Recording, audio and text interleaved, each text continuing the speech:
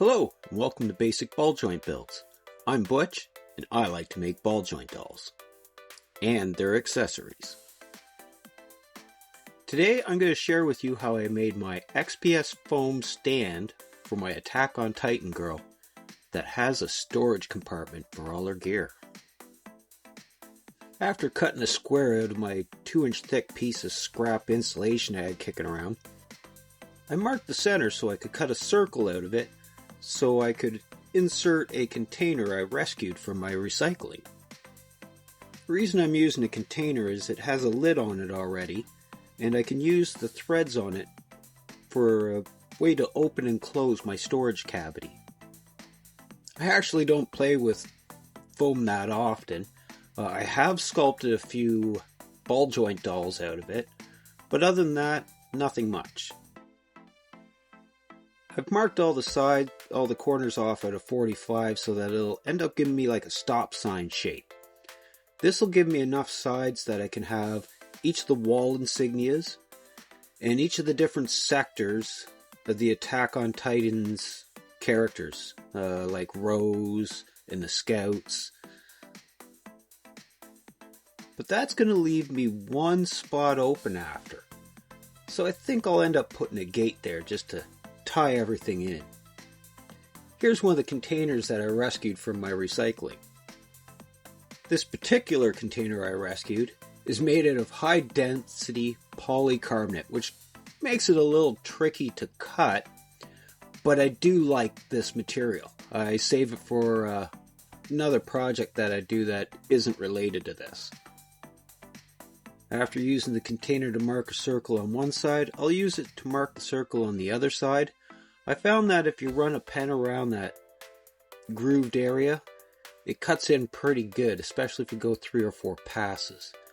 I'm actually going to cut a square out of the center of this, because I'm going to use it for the top of my display on this stand. Because I actually have use for these 4 other curves in a separate project I'm building.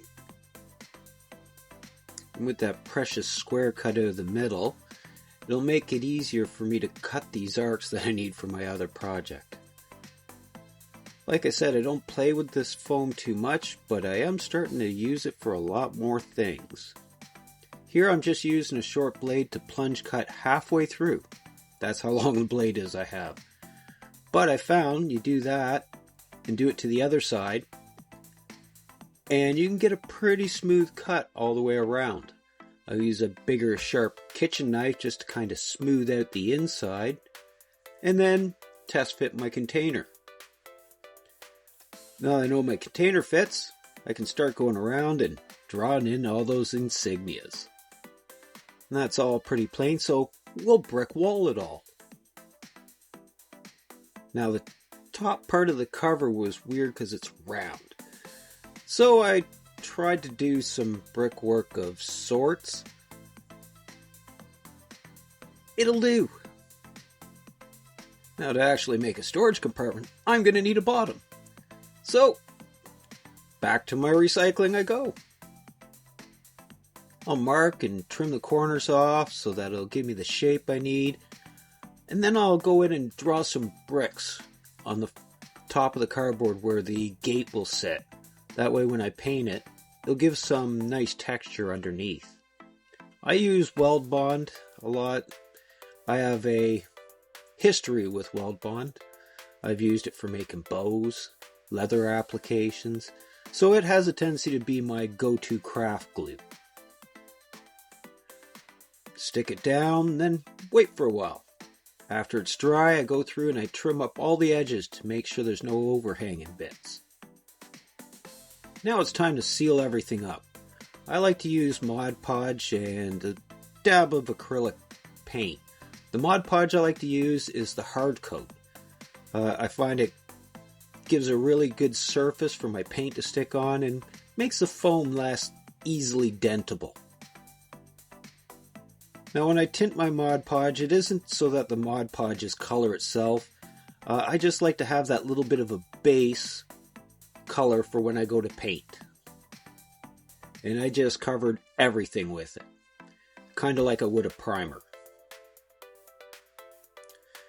And this will finish up the base's Mod Podge. I still have to do the lid.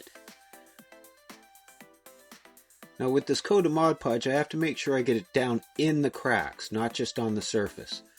When I go to paint, most of it will just be on the surface. Burger. But with the black on there, it really darkens up all the lines, and anything that's not quite right, you're going to see it. But for my first attempt at something like this, it's good enough. Here I'm just going to go across with a sponge. I still haven't picked up any paintbrushes by this time. So I'm using what I got kicking around the house, which is a sponge and 3 little itty bitty unmessed up craft brushes. And that's what I love about crafting. It's not about the cost of your tools. It's the amount of determination and inspiration and imagination you're willing to use. Now, before I started this, I actually watched a few YouTubes on how some of the landscape people do their terrains and things with the XPS foam and how they painted it. And I was always amazed at how when they started going over darker colors with the light, how things would just pop. So when I made this video, I wanted to make sure you could see how each of the insignias popped like I was seeing them pop. I really enjoyed making this XPS foam stand. It was very enjoyable to make, and it was quick. And I like how light the product is after, like it weighs almost nothing. Every one of my characters that I build actually has a container they stand on that holds all their accessories. And I think I might do this for each one.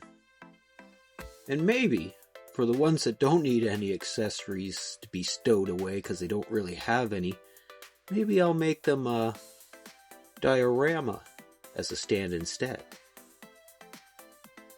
Now, I mentioned earlier that I had actually sculpted and made ball joint dolls out of foam before.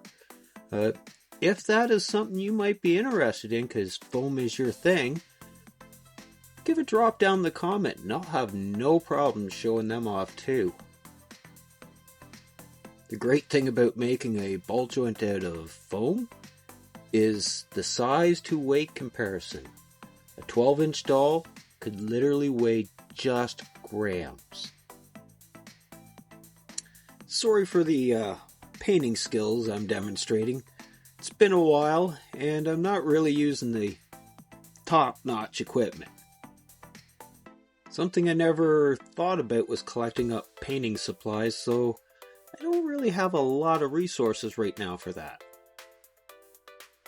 But in the spirit of crafting, we'll use what we got, and it'll have to do. After letting the gray-brown dry up, I went back over it with another light gray, just to kind of hide that brown. It was just too brown for me, which is bad because I don't see color. But the lighter gray just hit everything perfect, and painting the silver spikes for the gate was so much easier having the black Mod Podge underneath it. For some reason, when you go to paint metallics, anything black underneath it seems to make it stick and look so much more like metal. That is something I remembered from way back when I was young, doing little miniatures and models. Here we're going to use up the last of my Gorilla Glue gel and make sure my top stays right where I want it. Now that the top's all dry, we can check this all out, see how it goes off and on, see how centered it stays. Not too bad. Now I'm going to hit everything with just a little bit of white. I want to make the bricks edges kind of stand out. Then we'll make sure we dry brush a little bit of white on top of all the insignias, ensuring that they're going to stand out so everybody can see them. I liked how even adding the little bit of white just brought the piece that much farther along. I'm definitely going to do this more often. With most of this done now and just having to go on to making sure the lid gets a little bit of white scraped across its top. I'm almost done with this. I have nothing to top coat it with, so I'll be leaving it just as is. Now let's look at this as a complete unit. I used a pop bottle to keep the dust off my figure, and here's that square we cut out at the center. I just made a little finial top for it. With our gate and our wall and our regiment insignias all along this, it looks pretty good actually. I quite like how it turned out. And turning it into a wall itself just kind of united the whole idea. Now let's check out how much storage space is actually in here. I know for a fact that all of her gear can fit inside here. I keep a bar with my stands because I usually will drill a hole in the top of that lid. I end up just using the bar for a rest. I'll poke it down in that hole. This lid actually has 3 different spots. But having a bar that I can put down in there, it just gives the characters something to lean up against. And once you have that something to lean up against, my characters stand good to start with. With a bar behind them, they almost never fall down. Thank you for checking out how I made this base for my characters, and I hope you enjoyed it. If you found anything interesting or helpful, or maybe it was just fun to watch, maybe give me a like. That'll help my new channel to grow. And if you're interested in seeing what's coming next, hit that subscribe and notify.